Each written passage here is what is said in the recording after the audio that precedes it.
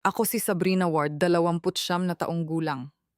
Pumasok ako sa birthday party ng nanay ko dala ang pag-asa, pag-asang may kaunting init, baka kahit pagkakataon na maayos ang sugat na matagal nang iniwan sa aming pamilya. Pero imbes na kabutihan, sinalubong ako ng mas masakit pa sa sampal. Dumating ito sa anyo ng mga salitang matalim at mapanakit sadyang ginawa para durugin ako. Tumayo ang ama ko. Malamig ang boses at puno ng pinal na hatol umalingaungaw sa buong silid. Ayoko sa'yo at sa batang yan na hindi ka nais-nais sa pamilyang ito. Patay ka na sa akin at wala ka na sa testamento. Napako ang lahat. Naging tahimik ang paligid habang ang bawat mata ay nakatutok sa akin. Hindi ako umiyak. Hindi ako sumigaw. Tumingin lang ako pabalik, kumakabog ang puso ko na parang tambol at pumili. Nang walang sinasabi, inilapag ko ang dala kong regalo sa mesa at umalis ng party. Makalipas ang 1 oras, sunod-sunod na umilaw ang telepono ko, tawag ng tawag. Ang mismong mga taong itinaboy ako ay ngayoy balisan, nanginginig ang boses nakikiusap na bumalik ako. Pero hindi ko ginawa. Isang beses lang ako sumagot at sa 2 simpleng salita, tinapos ko ang lahat, huli na. Sa sandaling iyon, may mahalaga akong naunawaan, hindi na ako ang mahina, hindi na ang anak na akala nila ay kaya nilang sirain. Ang pag-alis ay hindi pagkatalo.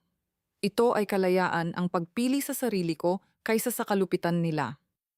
Kung itinaboy ka ng sarili mong pamilya sa harap ng lahat, ano ang gagawin mo? Ibahagi mo ang iniisip mo, gusto kong marinig ang kwento mo. 2 taon na ang nakalipas. Puno ng pangako ang buhay ko sa Salt Lake City. 27 ako noon, umuunlad bilang event planner, nag-oorganisa ng kasal at gala, may kakayahang gawing elegante ang kaguluhan. Abala ang mga araw ko sa tawag sa mga supplier, pagbisita sa venue at pakikipagpulong sa kliyente, pero gusto ko ang ganitong takbo. Isang gabi ng tagsibol sa charity fundraiser para sa isang lokal na food bank na ako ang nag-organisa, nakilala ko si Ethan. Isa siyang freelance chef na naghahain ng gourmet sliders, may tahimik na kumpiyansa na agad kong napansin. Nagkasundo kami sa hilig sa late-night jazz at corny na biro, nagkuwentuhan hanggang matapos ang event. Sa pagtatapos ng gabi, isinulat niya ang numero niya sa isang piraso ng napkin at alam kong kakaiba ito. Hindi siya tulad ng mga lalaking gusto ng mga magulang ko, si Jeffrey, isang retiradong abogado, at si Susan na may maliit na real estate firm para sa akin. May malinaw silang inaasahan, asawang may mataas na posisyon, hindi isang chef na nagsusumikap sa bawat gig. Hindi man nila tahasang sinabi. Malinaw sa pilit nilang ngiti at sa mga tanong tungkol sa kinabukasan ni Ethan. Hindi rin nakatulong ang nakababatang kapatid kong si Lindsay. Sa edad na 24, hinahabol niya ang freelance interior design, pero para sa kanya hindi pa rin stable ang landas ni Ethan. Masakit ang paghusga nila pero binaliwala ko. Napapatawa ako ni Ethan at pinapakalma sa paraang hindi nila nagawa. Ang nagpapatatag sa akin ay ang alaala ng lolo ko. Pumanaw siya noong 16 ako pero nanatili ang mga aral niya. Self-made siya, nagsimula bilang karpintero bago nakapagtayo ng maliit na construction firm. Inuupo niya ako sa kandungan niya at nagkukuwento tungkol sa sipag at kasarinlan, sinasabing, "Sabrina, huwag mong hayaang tukuyin ng iba ang halaga mo." Isang tag-init noong 12 ako. Gumawa kami ng birdhouse sa workshop niya sa likod bahay. Habang kinikinis namin ang kahoy, binanggit niya ang isang malaking regalo para sa akin kapag nagsimula na ako ng sarili kong pamilya. "Darating iyon kapag pinakakailangan mo," sabi niya. May kislap ang mga mata. Hindi ko na iyon pinilit alamin, iniisip na isa lang itong palaisipan niyang pangako. Pero nanatili ang mga salita niya, tahimik na sandigan sa puso ko. Samantala, itinuring ng mga magulang ko ang mga pinili ko bilang pagrerebelde. Nang dalhin ko si Ethan sa family dinner 6 na buwan matapos kaming magkakilala, ramdam ang tensyon sa hangin. Sunod-sunod na tinanong siya ng ama ko tungkol sa kitaplano at kakulangan sa katatagan. Sumabat ang nanay ko. Nagmungkahing makipagkita ako sa anak ng kaibigan niya, isang promising accountant. Ngumisi si Lindsay, bumubulong na hindi naman sumisikat ang mga chef. Nanatiling magalang si Ethan, hinigpitan ang hawak sa kamay ko sa ilalim ng mesa, pero nakita ko ang sakit sa mga mata niya. Ipinagtanggol ko siya. May binubuo siyang totoo, tulad ko. Tumawa ang ama ko, totoo sinisira mo ang kinabukasan mo. Nang gabing iyon, hindi ako makatulog paulit-ulit kong naalala ang mga salita ng lolo ko. Siya lang ang laging naniwala sa akin kabaligtaran ng pamilya kong gustong kontrolin ang lahat. Ang sinasabi niyang malaking regalo ay parang mas mahalaga ngayon, parang piraso ng puzzle na hindi ko pa mabuo. Hindi ko alam kung ano iyon, pero sa loob ko, pakiramdam ko may itinatago ang mga magulang ko. Si Ethan, na walang alam sa mga plano nila ang naging kanlungan ko. Ginugol namin ang mga gabi sa pagluluto nangangarap ng buhay na malaya sa paghusga. Sa sumunod na taon, lalo lang tumalim ang pagtutol nila. Tinawag ng nanay ko si Ethan na face lang at pinipilit akong maghangad ng mas mataas. Pinapadalhan ako ni Lindsay ng mga artikulo tungkol sa stable careers, na para bang hindi sapat si Ethan. Iminungkahi pa nga ng ama ko na bumalik ako sa bahay para pag-isipan muli ang mga prayoridad ko. Kabaligtaran iyon ng mga itinuro ng lolo ko, siya ang nagturo sa akin na tahakin ang sarili kong landas at pahalagahan ang puso kaysa sa estado sa buhay. Kumapit ako sa aral na iyon kahit lalong tumitindi ang pressure nila. 1 taon na kami ni Ethan. At lalo pang naging matalim ang pagtutol nila sa pagiging freelance chef niya. Hindi sila nagpapalampas ng pagkakataon na punahin siya. Sa isang family barbecue, sinulok siya ng ama ko matalas ang tono. Catering gigs pa rin, kailangan mo ng totoong plano. Sumingit ang nanay ko. Mas karapat dapat si Sabrina sa isang taong may ambisyon. Ngumisi si Lindsay at pabulong na sinabi sa akin. Masaya siya, pero hindi iyan seryosong pera. Lumaban ako. May binubuo si Ethan na buhay na mahal namin. Ang pag-ikot ng mga mata nila ang sagot, wala silang pakialam. Isang gabi ng Oktubre, binago ni Ethan ang mundo ko. Sa maliit niyang apartment habang kumakain kami ng signature niyang risotto, lumuhod siya at inilabas ang isang pilak na singsing na ilang buwan niyang pinag-ipunan. Sabrina, ikaw ang lahat sa akin, sabi niya kumikislap ang mga mata. Pakakasalan mo ba ako? Tumango ako, umaagos ang luha at ginugol namin ang gabi sa pagplano ng simpleng kasal, nangangarap ng kinabukasang malaya sa mga inaasahan nila. Pero ang pagsasabi nito sa pamilya ko ang kinatatakutan ko. Inanyayahan ko sila sa paborito naming Italian restaurant, umaasang magiging maayos ang simula. Nang ipakita ko ang singsing, sumimangot ang nanay ko. Padalos-dalos ito, Sabrina, sabi niya. Hindi ka kayang suportahan yan. Yumuko ang ama ko, malamig ang boses, sinasayang mo ang potensyal mo sa isang nangangarap lang. Umismid si Lindsay, pinipili mo ang walang kwenta kaysa sa katatagan. Hinigpitan ko ang kamay ni Ethan at matatag na sinabi, pinipili ko siya dahil totoo siya. Mas masakit ang katahimikan nila kaysa sa mga salita. Hindi doon natapos ang pag-atake. Nag-email ang nanay ko ng mga resume ng mas maayos na lalaki, mga doctor executive. Tumawag ang ama ko, nagbababala na magsisisi ako sa pagkapit sa isang failure. Si Lindsay naman, puro patutsada sa text tungkol sa hindi regular na kita ni Ethan. Kumapit ako sa aral ng lolo ko tungkol sa pagiging independyente, pero ang walang tigil nilang panghuhusga ay yumanig sa akin, pinagdudahan ko kung kakayanin ko silang labanan habang buhay. Pagkatapos isang tahimik na umaga ang nagbago ng lahat. 2 guhit ang lumitaw sa pregnancy test.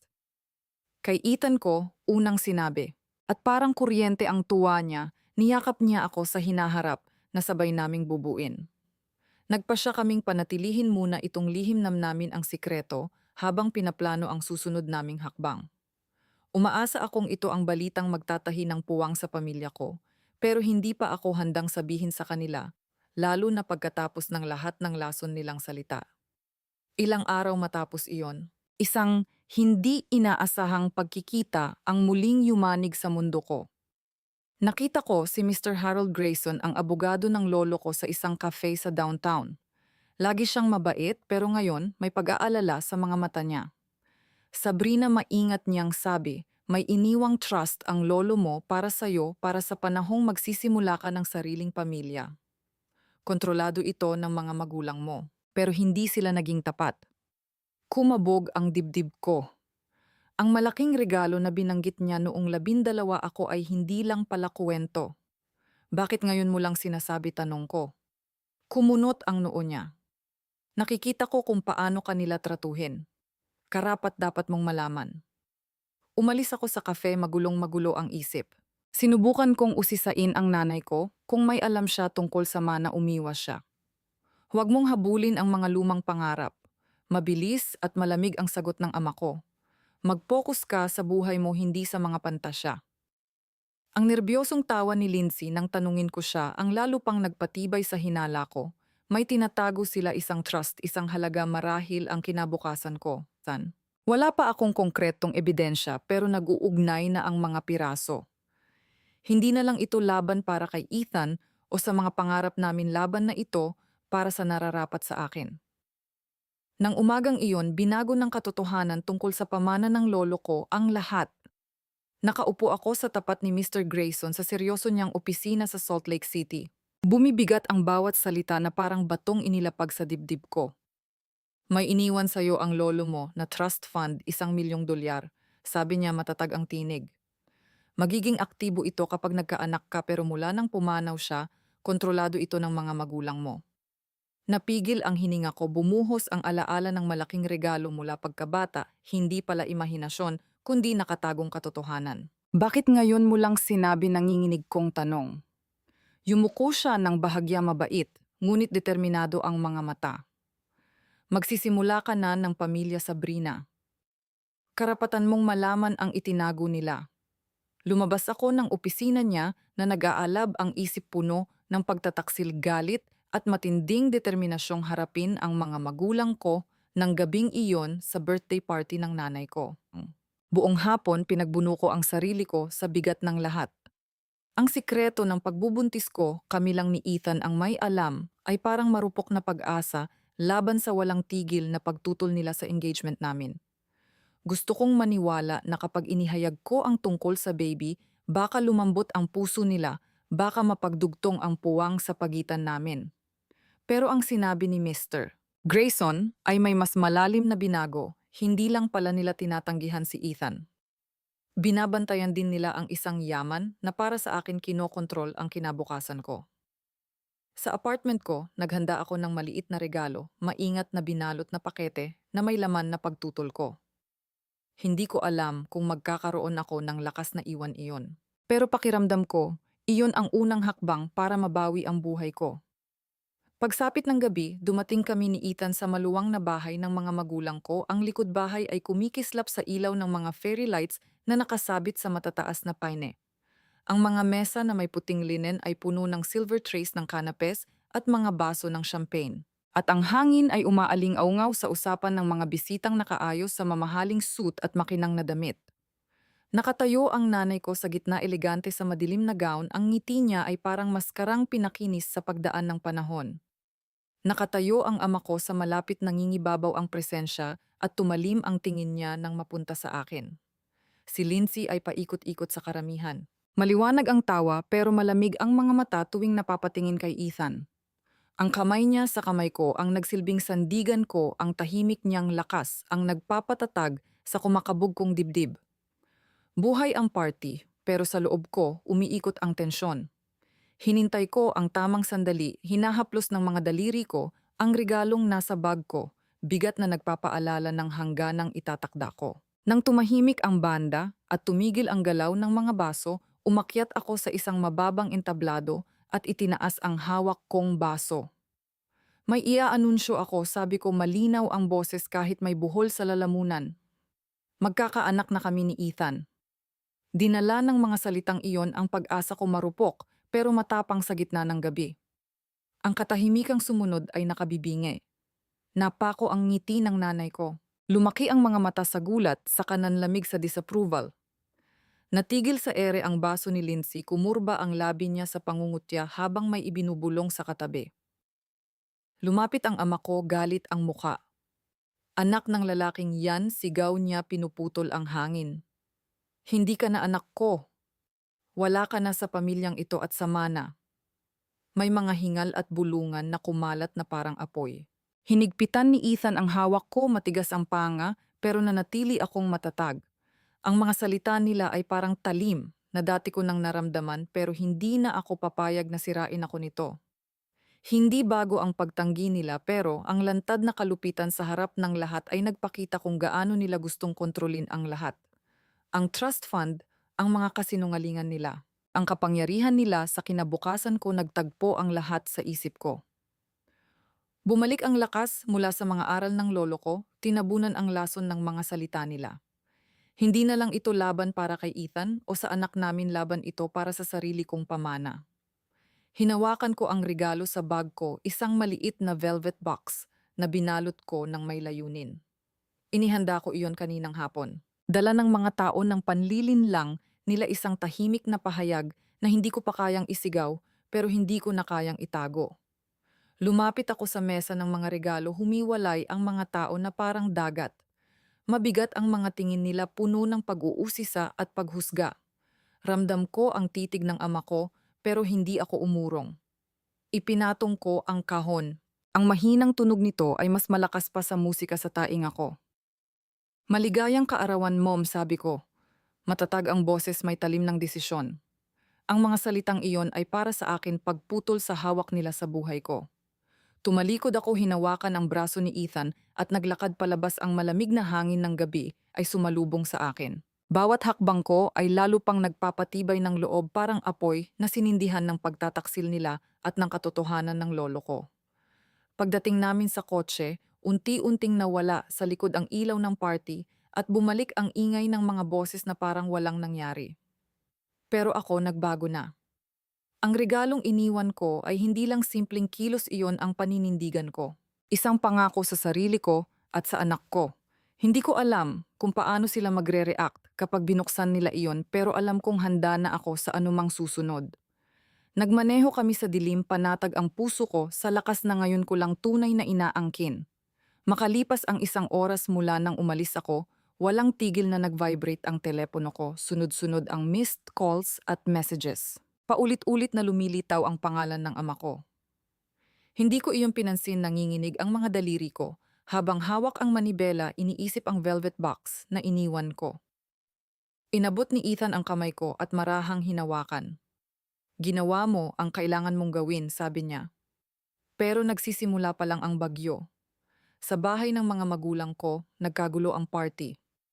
Ayon sa kapitbahay naming si Mrs. Carter. Nakita niya raw na nagmamadaling lumapit ang mga magulang ko sa gift table matapos akong umalis, maputla ang mga mukha habang binubuksan ang maliit na velvet box. Sa loob ay ang singsing na pamana ng lolo ko, kumikinang sa ilalim ng fairy lights at isang liham na ako ang sumulat. Maikli ang note pero matalim.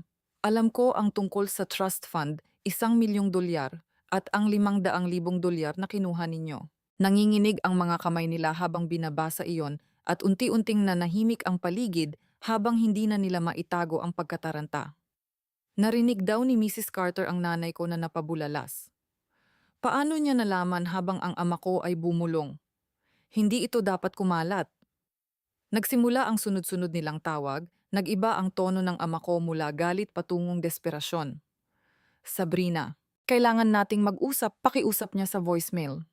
Hindi pagkakaintindihan ito. Ang mensahe ng nanay ko ay mas malambot, halos umiiyak, pakiusap, bumalik ka. Maaayos natin ito. Tinitigan ko ang screen, hungkag ang mga salita nila kumpara sa mga taon ng kontrol at kasinungalingan.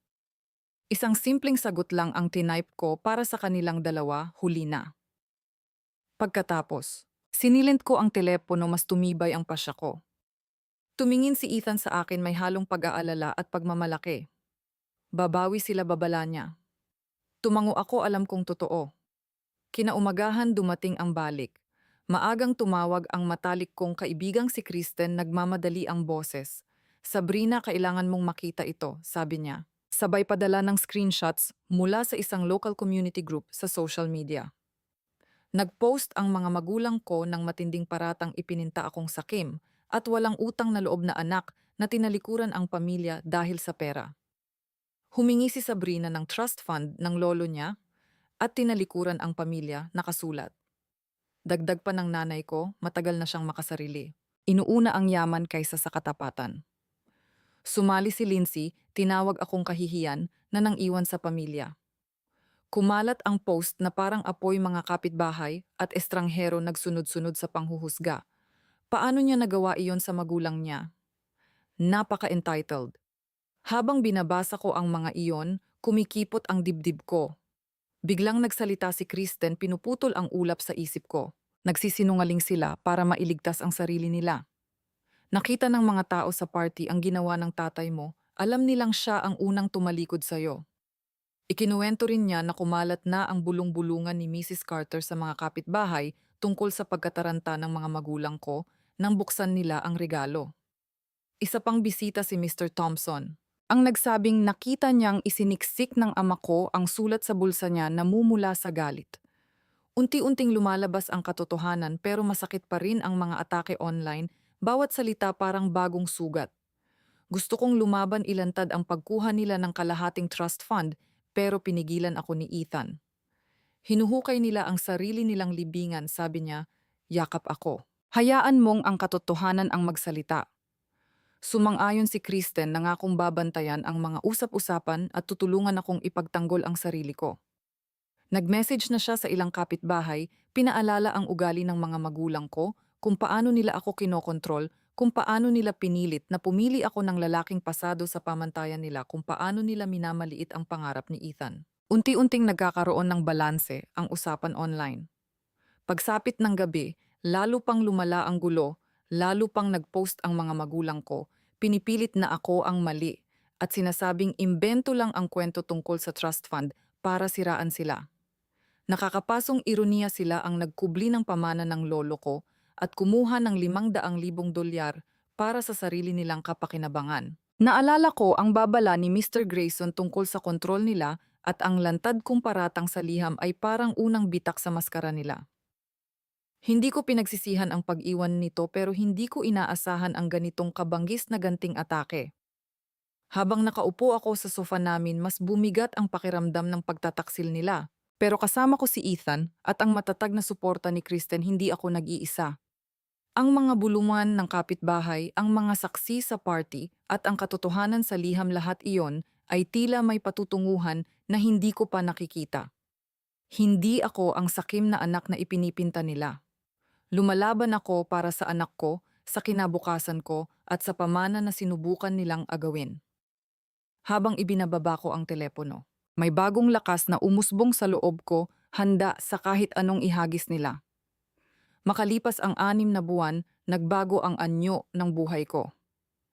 Ipinanganak si Ava, ang anak namin, sa isang malamig na umaga ng Marso, at ang maliliit niyang iyak ay pumuno sa maliit naming apartment sa Salt Lake City ng saya na hindi ko pa naramdaman. Nakatayo si Ethan sa tabi ko. Kumikislap ang mga mata sa pagmamalaki habang karga siya, binubulungan ng mga pangako sa kinabukasang bubuuin namin. Nananatili pa rin ang sakit ng pagtataksil ng pamilya ko kina Jeffrey, Susan at Lindsay, at ang mga mapanirang post nila online ay sariwang sugat pa rin. Pero sa mukha ni Ava, nakita ko ang dahilan para magpatuloy, hindi lang para sa amin, kundi para sa pamana na sinubukan nilang kunin. Naging sandigan namin ang pamilya ni Ethan. Dumating ang nanay niyang si Diane na may dalang lutong bahay na pagkain, ang mainit niyang yakap ay panlunas sa lamig ng sarili kong pamilya. Ang ama niyang si Robert ay naglalaan ng oras tuwing weekend para ayusin ang mga sirang gamit namin. At ang tahimik niyang lakas ay paalala kung ano ang tunay na pamilya.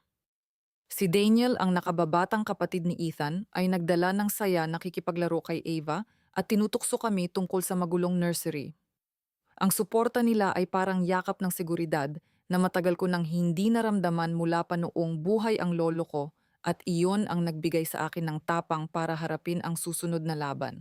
Kumuha ako ng abogado, si Miss Barbara Klein, isang matalas at kilalang mahusay sa mahihirap na kaso. Si Kristen ang nagrekomenda sa kanya matapos makita kung paano siya nanalo sa isang katulad na usapin. Sa kanyang modernong opisina sa downtown, inilatag ni Barbara ang katotohanan tungkol sa trust fund. Nagwi-withdraw ang mga magulang mo ng $500,000, sabi niya habang inilalapit ang mga dokumento.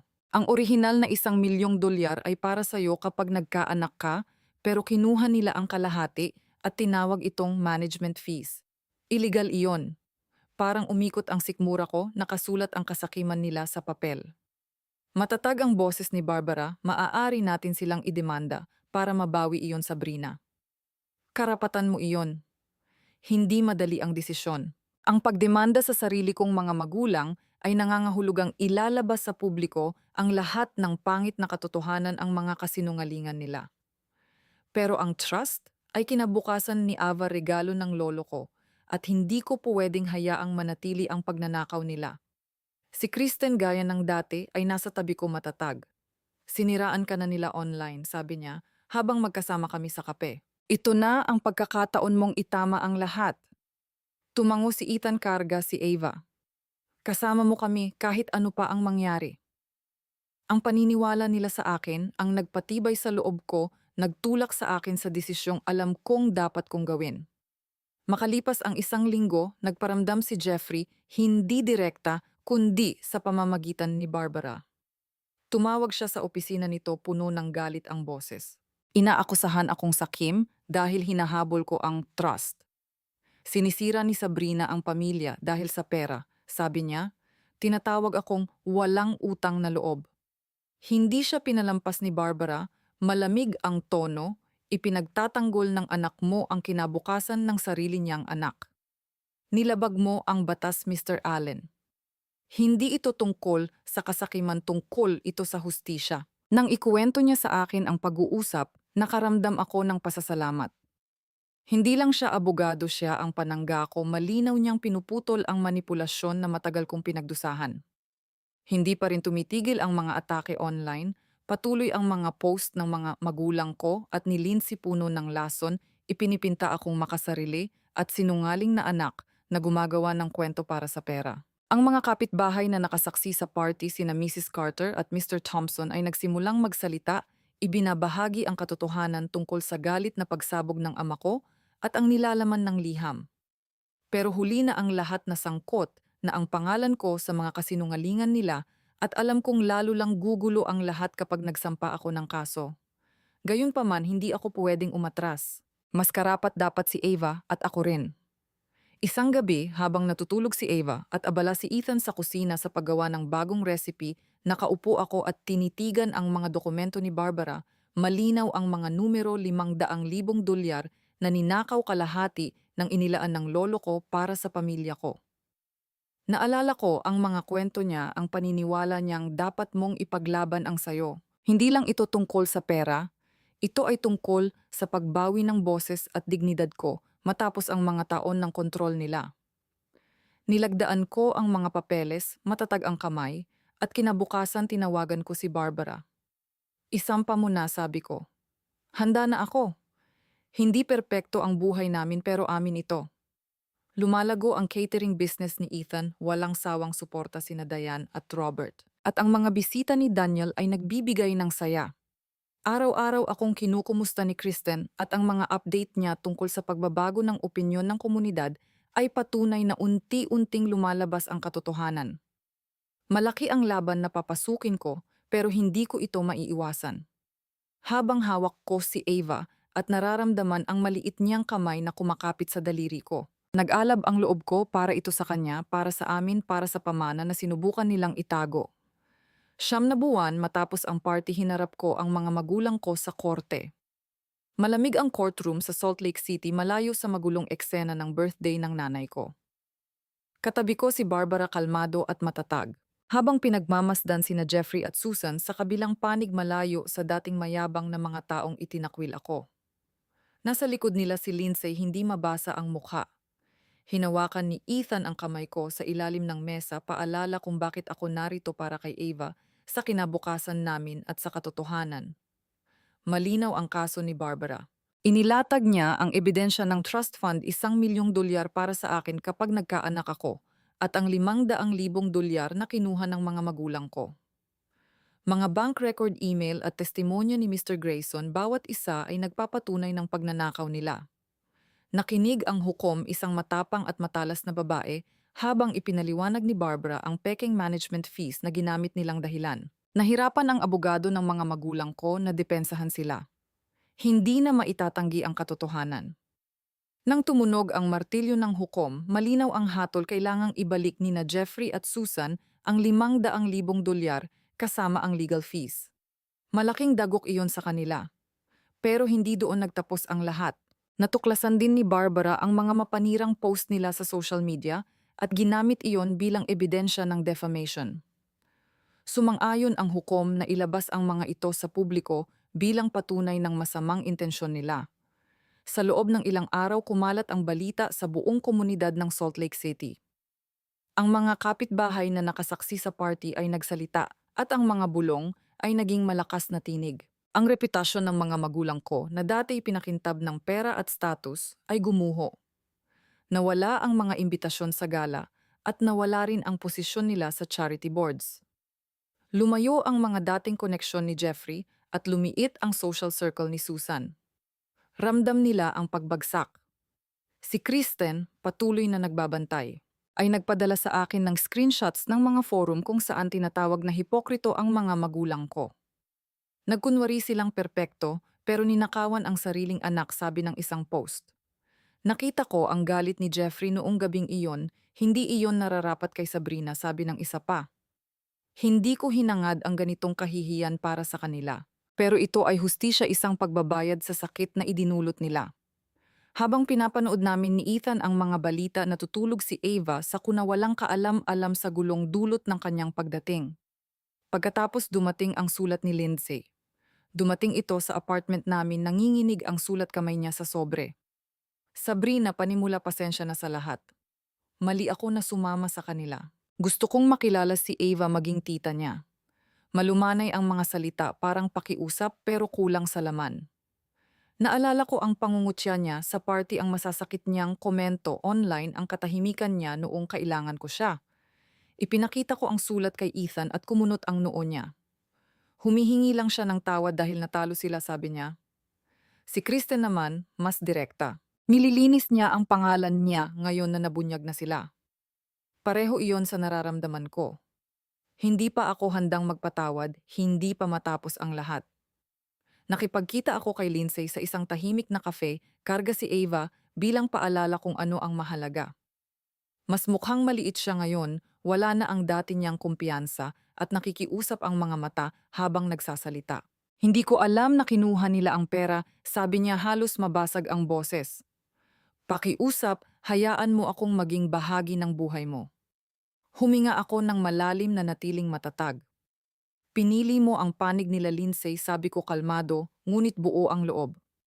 Hindi mo na pwedeng baguhin iyon ngayon. Mas karapat dapat si Ava kaysa sa isang pamilyang sisira sa amin. Bumagsak ang mukha ni Lindsay pero wala akong pagsisisi.